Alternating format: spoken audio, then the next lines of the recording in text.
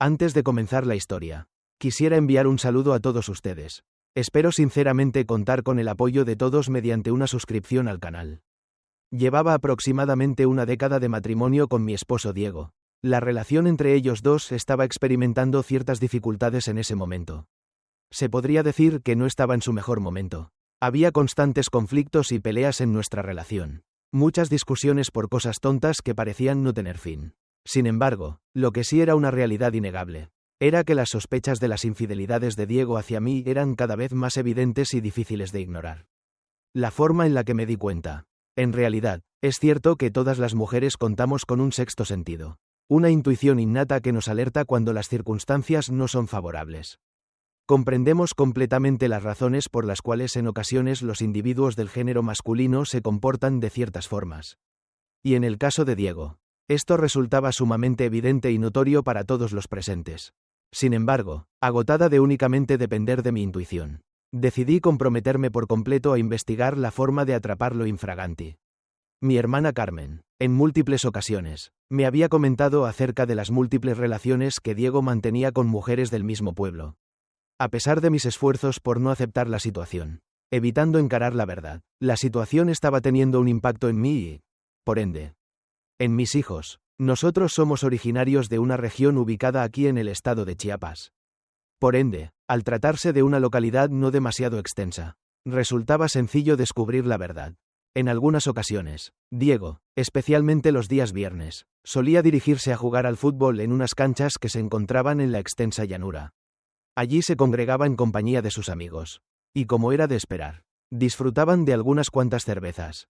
Por esa razón es que Diego, sin falta, cada viernes llegaba a casa completamente ebrio y descontrolado, lo cual generaba un ambiente tenso y desagradable en el hogar. Aquella misma tarde, Diego salió de su trabajo a las 5 en punto, por lo que únicamente tuvo tiempo de regresar a su hogar para recoger sus pertenencias, su maleta, en la que guardó cuidadosamente su uniforme completo de futbolista, sus tachones relucientes y, por supuesto, su balón de fútbol favorito.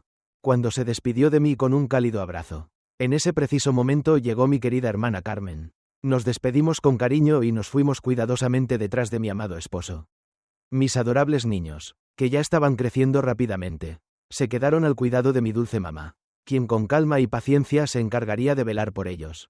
Cuando mi querida hermana Carmen y yo llegamos al lugar donde mi amado esposo jugaba apasionadamente al fútbol, nos sorprendió la abundancia de árboles que rodeaban el campo. Decidimos resguardarnos detrás de uno de ellos, ansiosas por descubrir qué era exactamente lo que mantenía tan ocupado a Diego en ese preciso momento.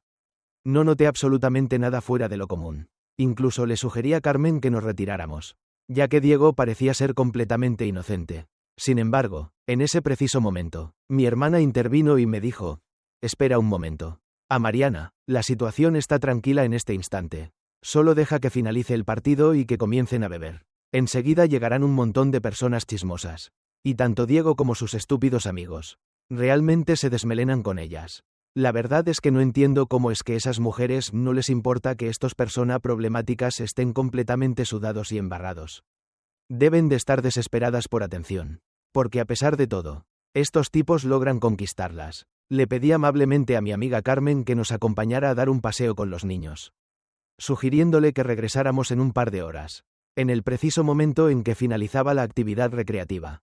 Carmen aceptó mi propuesta. Nos dirigimos a dar un agradable paseo, y tras asegurarme de que los pequeños estaban bien atendidos y no requerían nada, regresamos una vez más a las canchas de fútbol. Cuando llegamos, la situación había cambiado por completo. Mi marido y algunos de los amigos que pertenecían al mismo equipo ya se encontraban sentados sobre unas piedras. Tenían varios cartones de cerveza a sus pies, y estaban empezando a beber. Esto mientras observaban cómo los siguientes equipos se echaban un partido. Hasta aquí todo iba normal. Pero instantes después, la cosa cambió, porque en eso llegaron dos camionetas. Una de estas era la de mi compadre Samuel, y la otra quizá de alguno de los amigos de Diego. Pero lo que sí es que me di cuenta de que atrás, como eran camionetas destapadas, en esa parte, venían cargando a varias viejas. Muy coquetas las desgraciadas. Pero eso sí, bien mugrosas. De inmediato, en cuanto se detuvieron las camionetas, Diego y los demás compañeros, de inmediato fueron y se agarraron a una. Alguien sacó también una bocina y pusieron música. Todos con esto se pusieron a bailar. Toda la bola de pendejos. Nada más apateaban y levantaban la tierra. Se notaba que ya andaban medio borrachos. Y no más de ver. Me dio muchísimo coraje. Ya iba yo para meterle unos buenos jalones y unas cachetadas a Diego. Pero en eso mi hermana Carmen me dice: ahora sí ya te diste cuenta, Mariana. Diego anda en malos pasos. Míralo nomás. Parece que no le importa que todos lo vean. Y más allá de que lamento tu situación, me da gusto de que ya conozcas la verdad. Por eso te recomiendo de que no vayas y le hagas un escándalo. No tiene sentido. Solo vas a quedar en vergüenza. Mejor ya más adelante vemos cómo nos desquitamos. Porque esto no se va a quedar así. Tú tranquila, haz de cuenta que no viste nada. Al rato que llegue a tu casa, trátalo como de costumbre. Pero cuando menos lo espere, te aseguro que te podrás desquitar. No sabía exactamente a qué se refería mi hermana Carmen, pero tenía toda la razón. A pesar de que los nervios y la rabia intentaban apoderarse de mí, sus palabras me contuvieron. Empecé a llorar desconsoladamente, ya que aunque ya tenía conocimiento de que Diego estaba involucrado en esas actividades, el hecho de haberlo confirmado fue extremadamente doloroso. Fue un golpe que me impactó directamente en el corazón, llegando a partirme el alma en pedazos. Era innegable que sentía un fuerte deseo de acabar con él con mis propias manos, pero al mismo tiempo sabía que no sería justo. No podía arriesgar mi libertad y dejar a mis hijos solos solo para vengarme de ese despreciable individuo. Todo esto se lo expresé detalladamente a mi hermana. Ella comprendió plenamente mi dolor y mi profunda rabia.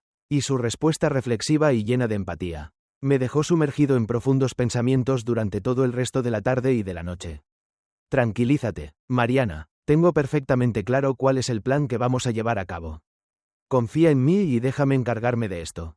Pronto verás cómo Diego recibe la justa retribución por sus acciones. Ya que, tal como sospechas, no es la única persona con la que ha sido deshonesto. Existen numerosas mujeres involucradas en esta situación. Si te revelara todos los detalles, te aseguro que quedarías completamente atónita. Me causaba una gran indignación escuchar a Carmen, y le pedí. Le rogué insistentemente que me revelara, que me contara con lujo de detalles todo lo que sabía acerca de mi esposo. Ay, hermana querida, siento que debo confesarte algo que he guardado por mucho tiempo, aunque preferiría mantenerlo en secreto. Tu insistencia me obliga a revelarte la verdad. Es crucial que conozcas la realidad sobre la persona con la que has compartido tu vida en estos últimos meses. Pues la verdad es que conozco a Diego desde hace bastante tiempo y diría que ha tenido relaciones con al menos 2 o 3 mujeres. De hecho, recuerdo que una de estas mujeres llegó a tener un hijo con él. Siempre he deseado sincerarme contigo y expresar todo lo que llevo guardado en mi corazón, pero es importante recordar que en el pasado me pedías con insistencia que guardara silencio. Que preferías sumergirte en esa nebulosa de incertidumbre en lugar de afrontar la cruda realidad. Sin embargo, ahora el tiempo apremia y la situación ha llegado a un punto crítico. Diego ha demostrado ser un individuo despreciable, un ser desalmado que merece enfrentar las consecuencias de sus actos. Estoy aquí para brindarte mi apoyo incondicional. Por eso te propongo que mañana, al alba, cuando Diego se haya marchado a trabajar, confíes en mí para cuidar de los niños y te lleve a un lugar seguro y tranquilo. No te preocupes por el destino. Simplemente confía en mi criterio y déjate guiar hacia un nuevo comienzo. Regresamos lentamente a casa. Mientras nos alejábamos de la bulliciosa escena, solo podía escuchar claramente la algarabía de Diego y sus amigos, quienes celebraban con exuberancia su noche. Ellos optaron por quedarse para disfrutar de la fiesta, entregándose a la embriaguez y al ritmo de la música con las mujeres presentes. Mientras tanto, mi hermana y yo emprendíamos el camino de regreso con un sentimiento de desilusión palpable. Resignadas a regresar a nuestro hogar en medio de la noche. Al llegar a casa, me dediqué a preparar a los niños para la noche. Les di su merienda y los acosté en la cama. Era el momento de descansar y relajarse. Diego, por otro lado, no aparecía por ningún lado. La noche avanzaba y yo me encontraba despierta, sin poder conciliar el sueño. Finalmente, Diego hizo acto de presencia alrededor de las 2 de la madrugada. Visiblemente ebrio y con dificultades para mantenerse en pie. Al llegar, ni siquiera se molestó en cambiarse y se dejó caer en la cama con su uniforme de fútbol. Completamente sucio y desaliñado. En ese momento, me invadió un sentimiento de repugnancia hacia él, cuestionándome cómo pude compartir tantos años de mi vida con alguien tan desagradable. Al día siguiente, muy temprano en la mañana, mi querida hermana Carmen se acercó a recogerme. Me aseguré de dejar preparado todo lo necesario para el almuerzo de los niños. Dado que mi madre residía justo al lado de mi hogar, decidí llamar a su puerta y solicitarle que se quedara al tanto de los pequeños. Una vez a bordo de la espaciosa camioneta de mi hermana Carmen, Intercambiamos un cálido saludo y emprendimos el trayecto. A medida que avanzábamos, una sensación de incertidumbre se apoderaba de mí respecto al destino al que nos dirigíamos. Por tal motivo, no pude contener mi inquietud y le cuestioné: Carmen, por favor, ¿podrías decirme a dónde nos dirigimos? Me siento un tanto preocupada y algo temerosa. Mi hermana mayor, Carmen, dirigió su mirada hacia el sinuoso camino que se extendía ante nosotros, guardando un silencio que parecía eterno. Finalmente, rompió el silencio con palabras cargadas de significado. Está bien. Mariana, debo confesarte algo. Planeo llevarte a encontrarte con una mujer muy especial. Se trata de una hechicera que reside en lo más alto de esta colina. Responde al nombre de Esperanza. Su reputación es impecable y confío plenamente en que nos brindará su ayuda para urdir una venganza contra Diego. O en su defecto, si decides perdonarlo, todo quedará zanjado y podrás regresar a tu hogar en paz, llevando contigo la carga de un esposo infiel. En ese caso, no me entrometeré más en tus asuntos y pondré fin a mi intervención en este asunto. Sentía todo el inmenso apoyo de mi querida hermana Carmen, y la cruda realidad es que, en ese momento, experimentaba una profunda rabia, una furia desbordante que me consumía por dentro. Anhelaba con todas mis fuerzas que Diego sufriera las consecuencias de sus acciones, que pagara por cada una de las heridas que me había infligido. No podía ignorar el hecho de que, durante quién sabe cuántos años, había sido engañada vilmente, mientras él se divertía con incontables mujeres a mis espaldas. El dolor que me provocaba saber que Diego tenía otros hijos dispersos por el mundo era insoportable. Y comprendí que su falta de responsabilidad económica se debía a esta deslealtad. Por eso, sentía la urgencia de hacerlo enfrentar las repercusiones de sus actos de la manera más severa posible.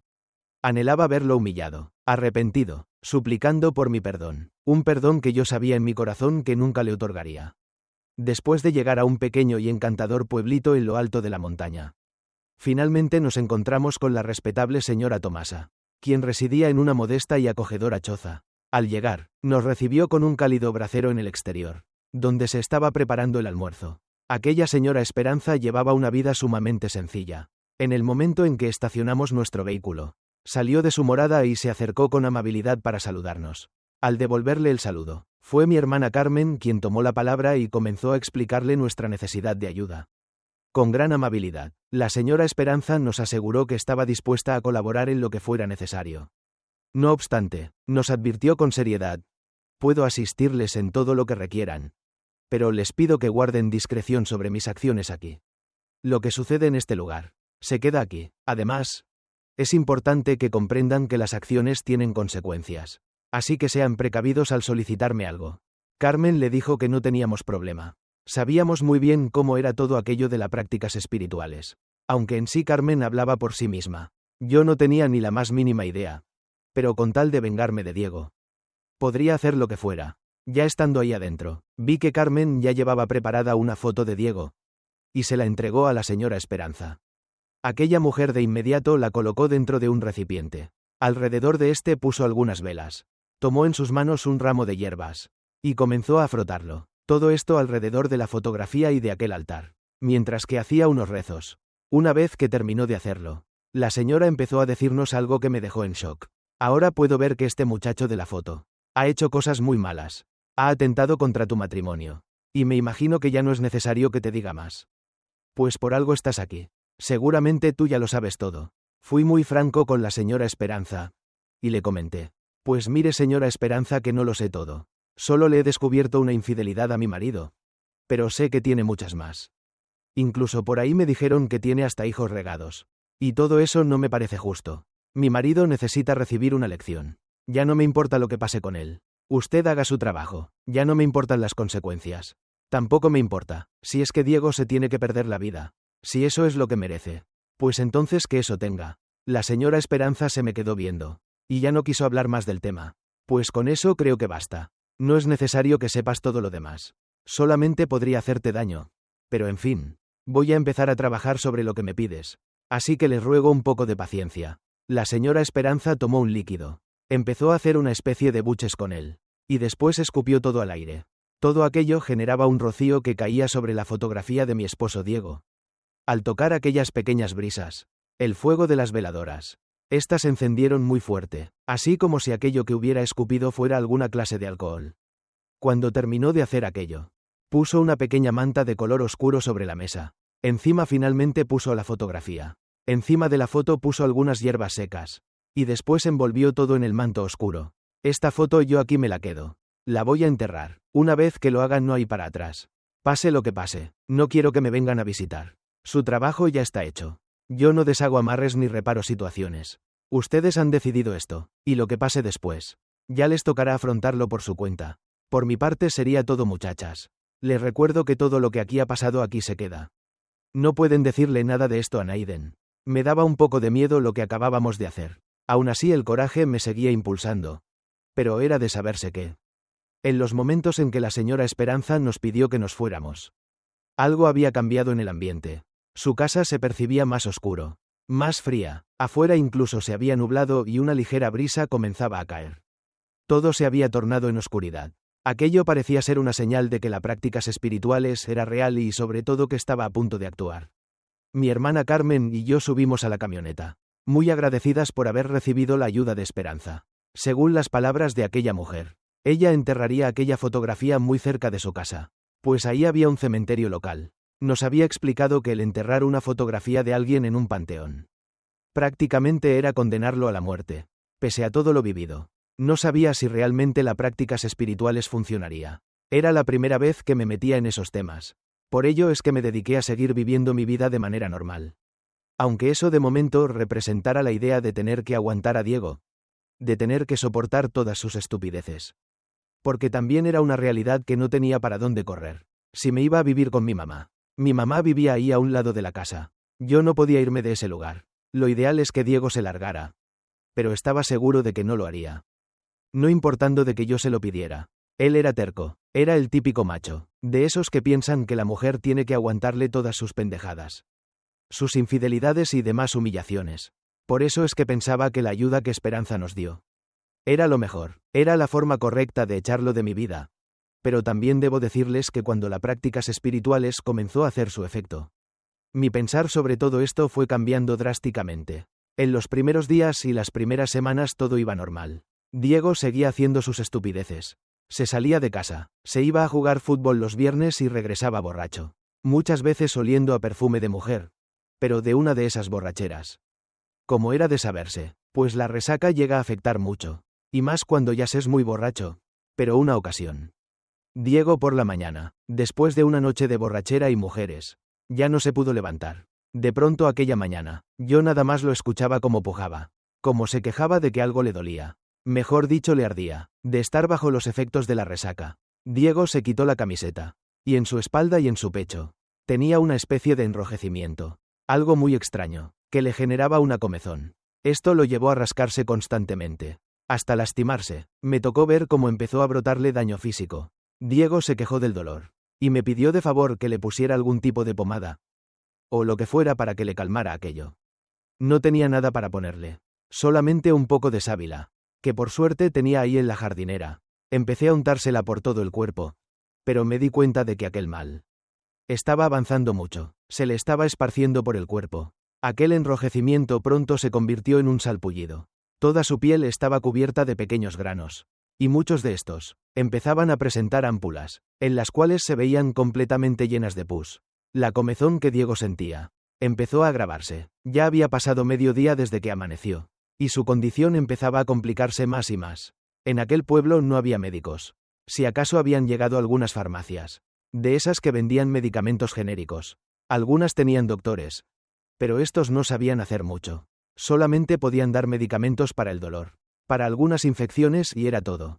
Pero aún así, le pedí a mi hermana Carmen que en su camioneta me ayudara a llevar a Diego al doctor. Les juro que todo el dolor, toda la rabia y el coraje, sobre todo las ganas de hacerle daño a Diego, se me fueron disipando. El sufrimiento que empezaba a vivir me hizo darme cuenta de mi error. Las prácticas espirituales quizá no fue la mejor solución, pero el mal ya estaba muy avanzado. Y evidentemente no iba a denatarme ante él, ante nadie. Aquello de las prácticas espirituales sería un secreto, que solamente Carmen, yo y la señora Esperanza sabríamos.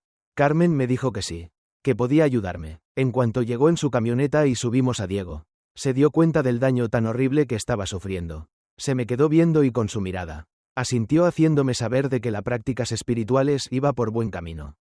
Empecé a sentir mucho terror. Más cuando llegamos al médico y este empezó a revisarle la piel a Diego. El médico estaba desconcertado. Decía que aquel problema podía provenir del hígado. Alguna infección o quizás alguna intoxicación. El médico a sus posibilidades le dio medicamentos, pero nos dijo que era importante llevar a Diego a la ciudad para que lo revisaran. Porque si su condición no mejoraba, su vida podría estar en riesgo. Le agradecimos al médico y llevamos a Diego a la casa. Era una realidad que ante nuestra casi extrema pobreza, no teníamos dinero para trasladar a Diego a la ciudad, mucho menos para pagarle médicos, estudios o quizás tratamientos muy caros. Nos estuvimos resignando a darle solamente algunos remedios.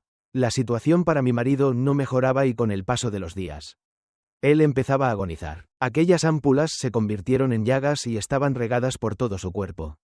Diego ya no dormía, no descansaba. Todo el día estaba gritando de dolor y por más que le daba medicamentos, estos no le ayudaban. Aquello no sé qué sería. Si fue una infección o qué le habrá pasado. Desconozco cómo es que las prácticas espirituales actúe, pero de que Diego vivió un sufrimiento extremo.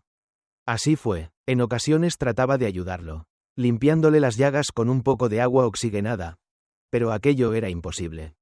Ya estaba muy avanzado ese mal.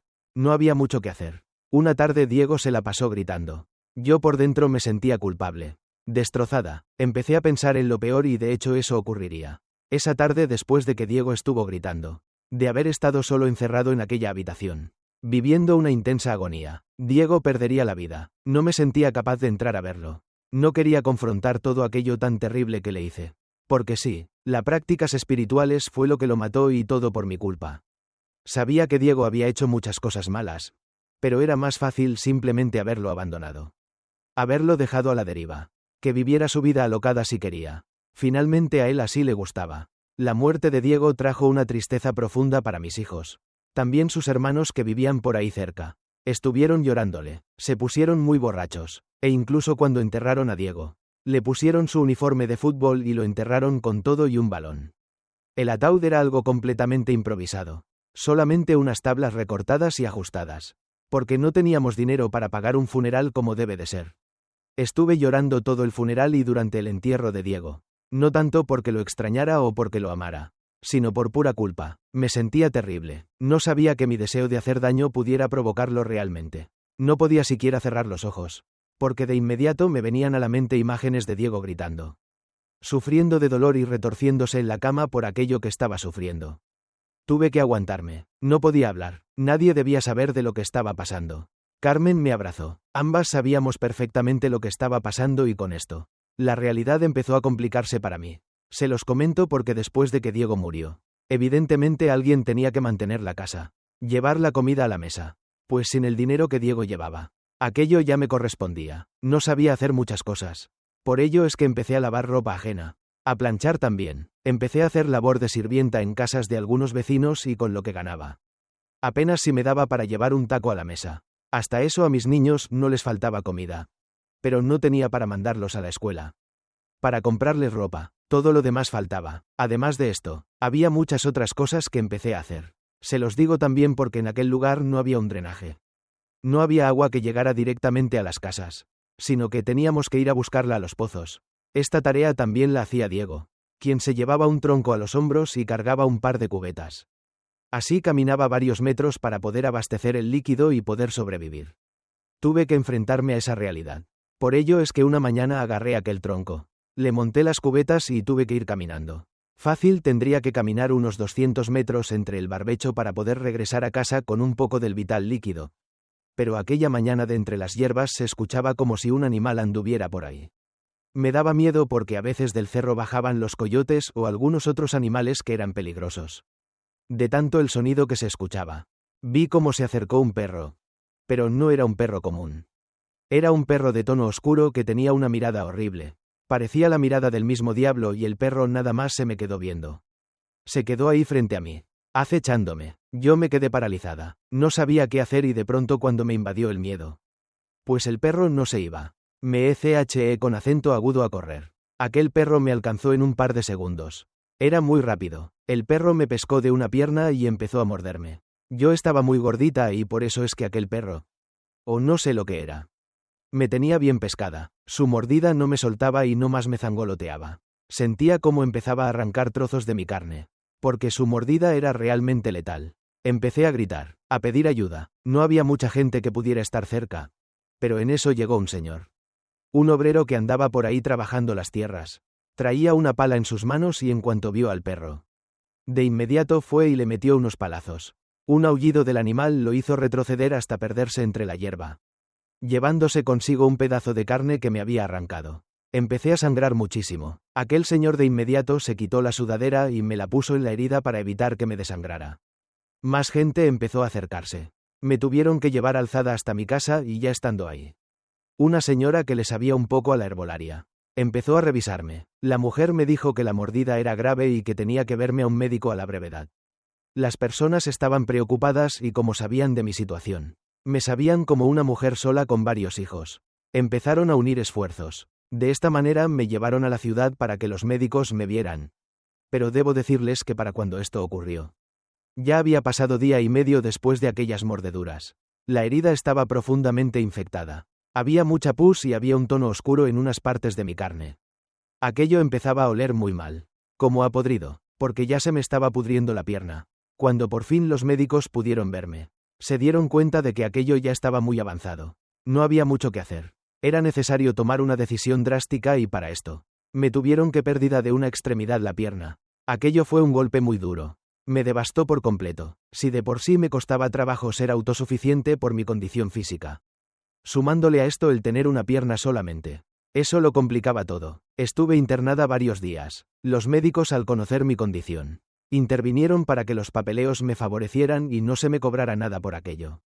Fui beneficiada por algún apoyo del gobierno o qué sé yo, pero me di cuenta de que de haber llevado a Diego, probablemente lo hubieran ayudado.